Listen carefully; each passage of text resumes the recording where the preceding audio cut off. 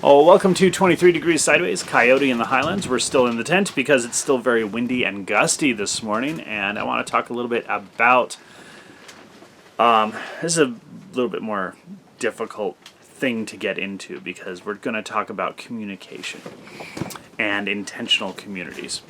Let's start with the intentional communities. We'll see if we get to communication or if that ends up with another video because I have to talk about where this applies. This is going to be a long, drawn-out process over several videos because one of my goals is actually to create short-term intentional communities, retreats. And I think communication and communication practice is probably one of the biggest, if not the biggest, key to this whole project and idea. Okay, let me unwrinkle my shirt here and sit up straight. Stand up straight, with your shoulders back and your head held high. The shirt's getting a little big. I've been losing some weight. So, let's talk about the idea of intentional communities and permanence first. One of my friends on one of the social media sites, and I don't tend to name people, but if you know who you are and you want to be named, tell me. I'm just trying not to throw people out there, but a lot of the stuff does come from other people, and I'd like to recognize that it does. So this one, she was answering some questions. She had reached a certain number of followers or posts or something and didn't ask me anything, and I'll try to answer honestly, she said. And that was actually fantastic. I read the thread. I didn't have anything really, really, truly important to ask her because sometimes it feels invasive. I don't know her that well yet. But one of the things that came up was about intentional communities because she's been involved in them before. And she has some thoughts about how they just don't work for her. They don't work for most people. There's people who are invested. There are people who are along for the ride. And there are people who use them. And that's all actually very true. But I think that one of the things that she missed that I was thinking about is permanence. I think that one of the biggest things that makes an intentional community possible in the context in which I'm talking about it at least, is impermanence. See, people get very invested in their intentional community. It's going to be where they live, where they die, where they retire, what they do until they go to a nursing home or whatever. Oh wow, that is a lot to put on a community, a group of people, a thing. All of your changeable life, all of your development and everything has to be in this intentional community. That's very limiting. It's a very tight boundary. It limits you, it limits them. It's very, no, just no. And so what about the idea of a impermanent or a transient intentional community?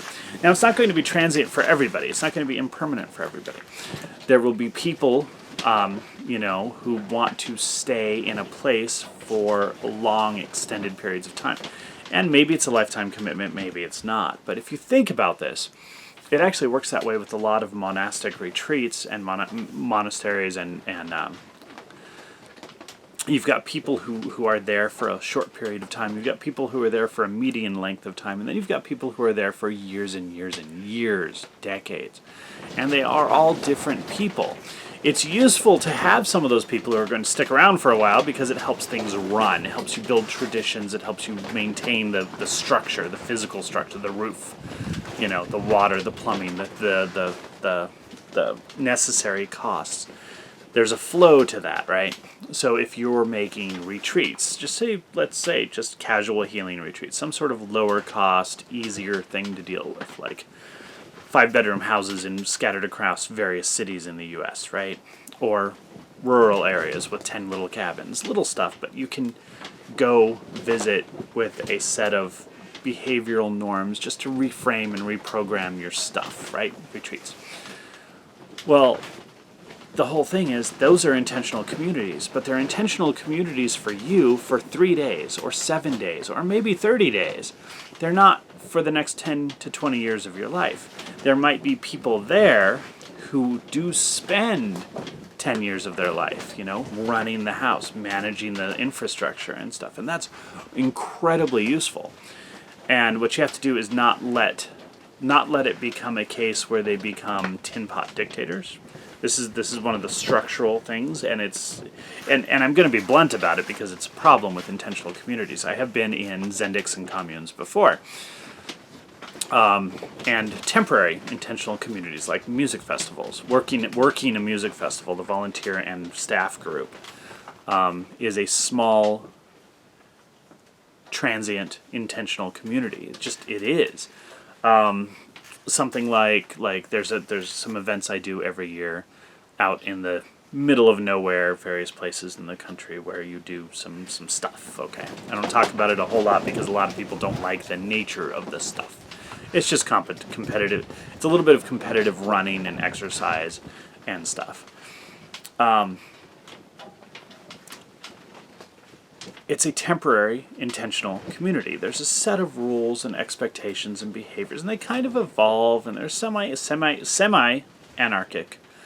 But there's some expectations, and that they work just fine. They tend to work very well. There are people who just don't fit and who don't come back, and that's fine too. But this, of course, is camping, and there's no permanent structure, so that's actually a really big deal. Some of them are on private land, and the people are a little bit more selective about, hey, come on out. No, you have to be actually invested in the activity, no spectators, for example. And that's cool. But for the most part, these are camping type things, and there's not a permanent facility, so to speak.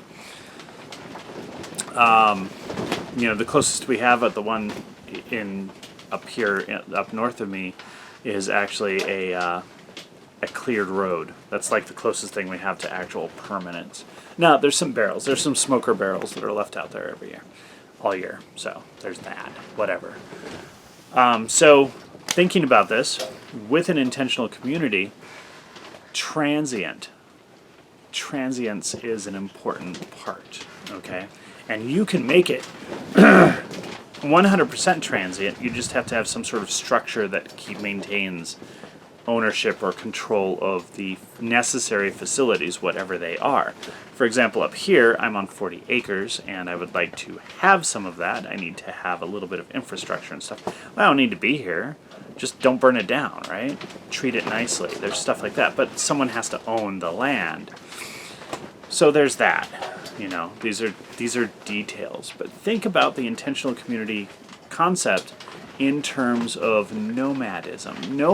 Nomadism is the default state of humanity. We are not built, we did not evolve, we are not psychologically structured for permanent living in one spot. That's an adaptation that some people deal with well, some people don't deal with well. It's not really psychologically ideal. Now, you can have a home base that you return to all the time, but some sort of movement is actually really healthy for you, And there's different phases and different times of life, and some people will move during some certain parts of their life, and then they'll go to their hermitage and spend their elder years there, or half their life there, or whatever. This all happens. There's a lot of variation. There's more variation in humanity than there is rules in humanity. But we can talk about certain tendencies. So, transient intentional communities is something to look at. Transience as a plan, impermanence as a plan. And this is, again, where it gets into a little bit weird, and where people talk about doing Airbnbs. Let's rent an Airbnb for a month, and then we run the retreat there, and then we go and move on. And there are logistics to that can be a little bit difficult, but it could be done. That tends to have more upfront expense, and that limits access for people, and it produces a certain amount of stress. So it's something to think about. But it is definitely an option, one method of going about doing this. So, in terms of making a number of community retreats, I think that looking at impermanence and transience in the intentional community as a design feature is a very valuable thing. And I think that we should look at that in a broader context as well. Even for the homesteaders and the doomer optimists, You know, it's a lot easier to do stuff if you have some help sometimes, but you don't necessarily want to live with these people for the rest of your life, and that is actually really cool. That is a feature, not a bug. Design around it, okay? Plan for it. It's pretty cool. And stay relaxed, you know, keep it light and easy, and stay sideways.